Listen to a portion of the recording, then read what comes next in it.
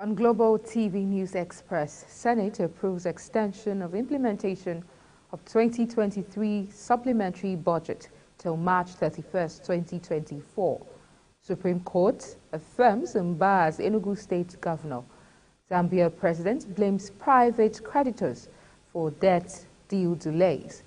Naira scarcity, Nigerians to get sufficient cash by New Year, says Minister. Plus, Eagles end 2023 as Africa's sixth best team. Hello, and welcome to all our viewers in Nigeria and around the world to News Express on Global TV live in the nation's capital, Abuja. I am Queen Agaba. The federal government and a consortium signed a memorandum of understanding on Thursday for the construction of 100,000 housing units across the country under a public-private partnership agreement. The MOU, which the Minister of Housing and Urban Development, Ahmed Dangiwa, signed on behalf of the federal government, would have the consortium provide construction finance and build the housing units to completion based on agreed housing designs and prices. Dangiwa said the Federal Ministry of Housing and Urban Development would facilitate the provision of affordable mortgage loans to off-takers through the Federal Mortgage Bank of Nigeria. He also disclosed that the ministry would also facilitate the approval and the grant of legal titles of select lands for the projects across the country. The Senate has approved the extension of implementation of the Supplementary Appropriation Bill from 31st December 2023 to March 31st, 2024. The move comes after the leader of the Senate, Opeyemi Bamidele, presented an amendment to the 2023 Appropriation Bill and the 2023 Supplementary Appropriation Bill to allow for the life of the bill to extend beyond December 31st, 2023 as stipulated. Senator Bamidele explained that the 2023 Appropriation Act provided that the budget runs for 12 months from January 1st to December 31st, 2023. He noted that the funds for the 2023 Supplementary Appropriation Bill are unlikely to be utilized if the capital implementation is not extended. The President of the Senate, Godswill Akpabio, put the bill to a voice vote after the third reading, where the senators affirmed its approval. The Supreme Court today upheld the election of Governor Peter Mbah of Enugu State. The Apex Court, in a unanimous decision by a 5-man panel of justices, dismissed an appeal that the Labour Party and its candidate Chijioke Deoga filed to challenge the outcome of the governorship election that held in the state on March 18. According to the Apex Court, they found no reason to dislodge the concurrent verdicts of the Enugu State Governorship Election Petition Tribunal and the Court of Appeal in Lagos, which dismissed all the allegations the appellants raised against the election victory of Governor Mbah of the People's Democratic Party, PDP. And scores of people today stormed the Government House, Port Harcourt, and Rivers State, protesting against the presidential intervention in a political crisis rocking the state. The protest was also in solidarity, with the state governor, Siminalayi Fubara. The protesters include students, youth, civil society organizations, labor union, and members of the Hausa community in the state. They occupied the Government House along Azikiwe Road, Port Harcourt.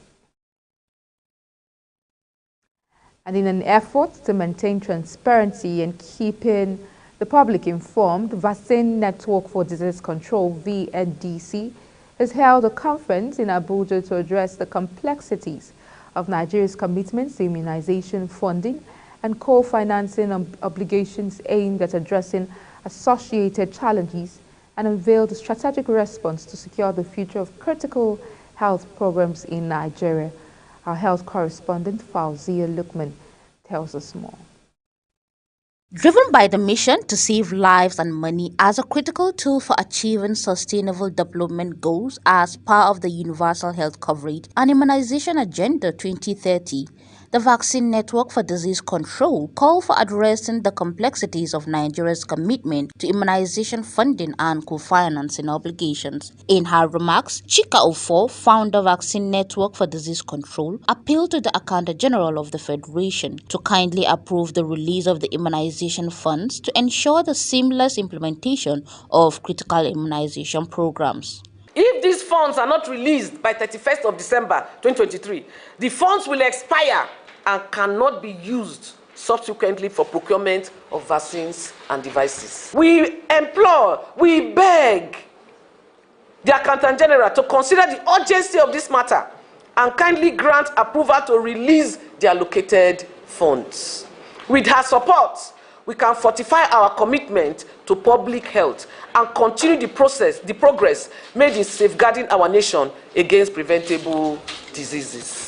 Speaking on vaccine financing, accessibility and funding in Nigeria, the chair of Meaningful Adolescent and Youth Engagement, Olympus Adebanjo, said, Government stakeholders need to align with the current president as he has decided to prioritize health, to actually act accordingly and release funds for this. So what we are talking about for 2023 is still very valid in making sure that there is vaccine in 2024. If this is not released, it will definitely jeopardize vaccine supply in 2024. Speaking further on the projection of the budget on paper, Oyeyemi Pitu of the African Health Budget Network called on the federal government for fund release. The issue is the release of the funds. So we know that budget is actually on paper, is a projection.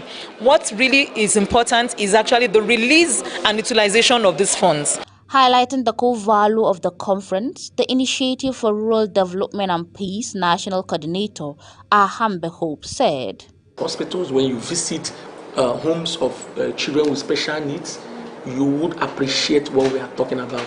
Vaccine is the heart of health system strengthening. If you want to strengthen your health system in any country, your vaccine system procurement, provision and access must be top-notch. Fauziya Lukman, Global TV News. Many thanks, Fauzia. The Nigerian Navy Board has promoted a total of 58 senior officers to various ranks in the service. The breakdown of the promotion released showed that 28 Navy captains were elevated to Commodore, while 30 Commodores were promoted to the rank of Rear Admirals. The Director of Information, Commodore Adetoun Ayovogan, in a statement on Friday, said the board approved the promotions of the senior officers on Thursday. You're watching the News Express live from Nigeria's capital, Abuja. We're on Star Times, channel 276. Kindly follow us across all our social media platforms using @Global TV NG and other handles now showing on your screen. When the News Express returns, Naira scarcity, Nigerians to get sufficient cash by New Year, says Minister. The news continues shortly with details of this and more stories right after this break. Please stay with us.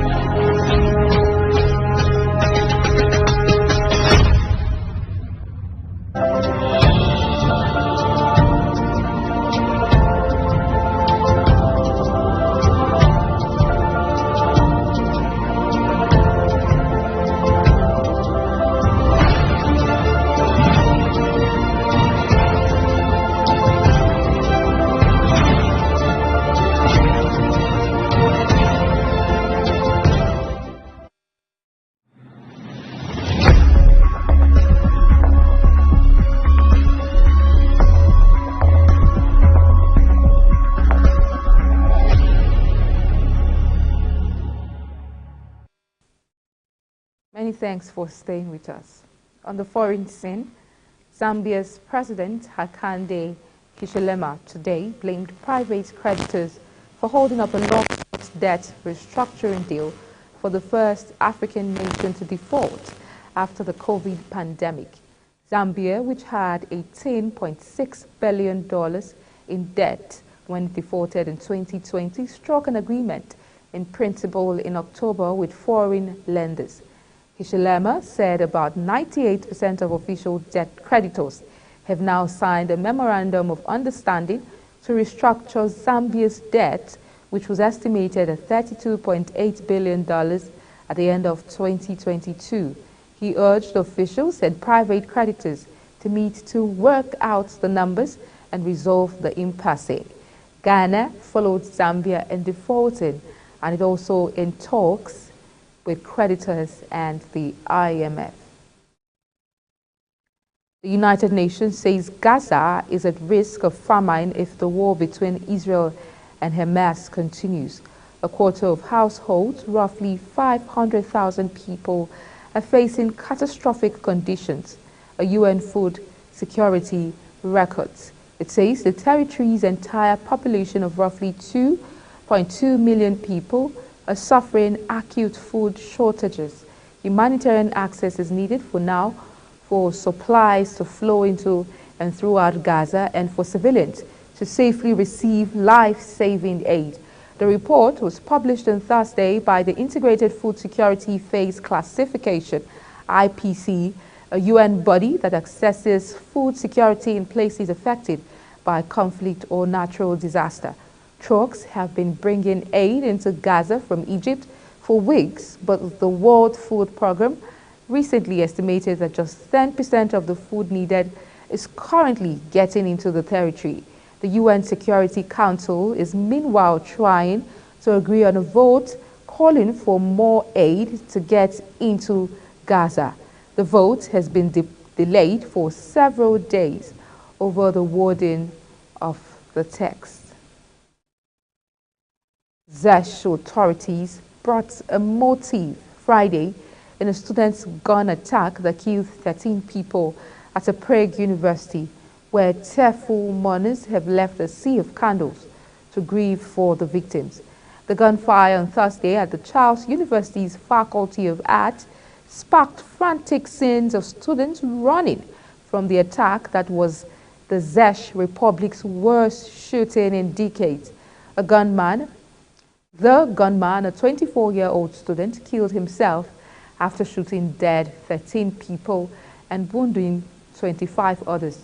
The government has declared a national day of mourning on Saturday, with flags on official buildings to be flown at half-staff and people asked to observe a minute silence at noon. On the business desk, investors are in optimistic mood as the NGX this week has soared to new highs, indicative of a Santa Claus rally. This week, the NGX All-Share Index is appreciated by 1.39%, closing at 73,397.71 points as of December 20, 2023, representing an all-time high in the market.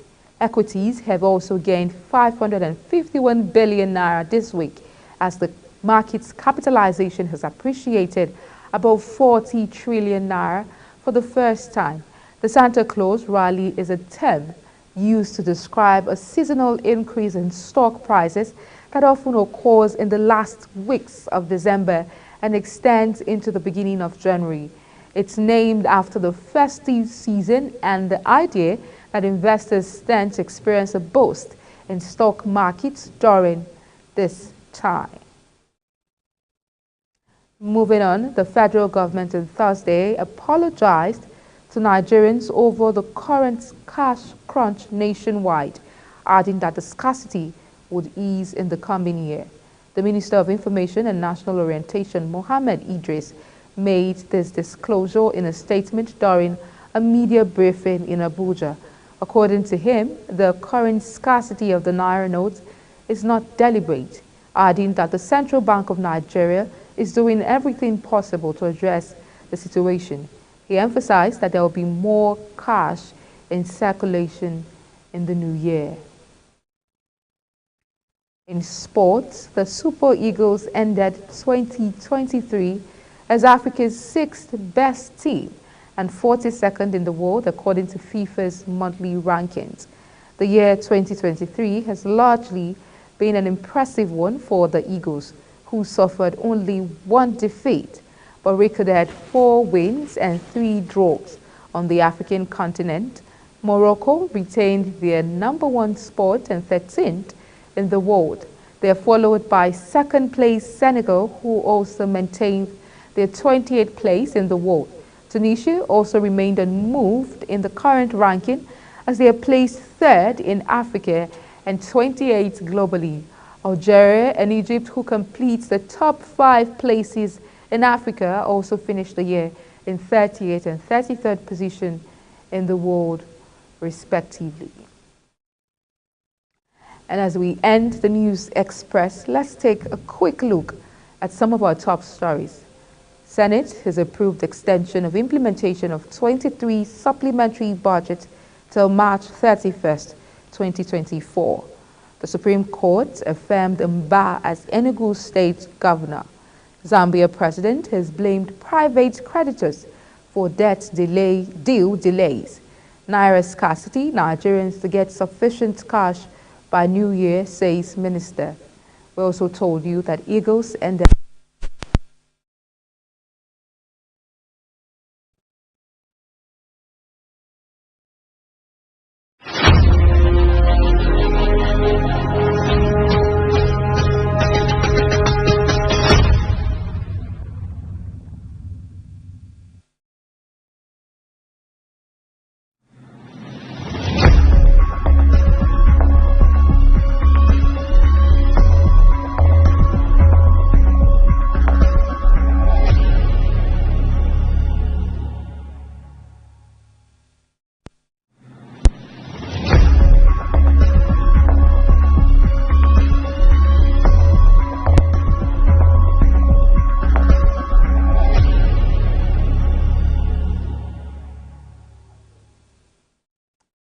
And that's it on the News Express, and it came to you live from Nigeria's capital, Abuja. We're on Star Times, channel 276. Kindly follow us across all our social media platforms using @GlobalTVNG and other handles now showing on your screen.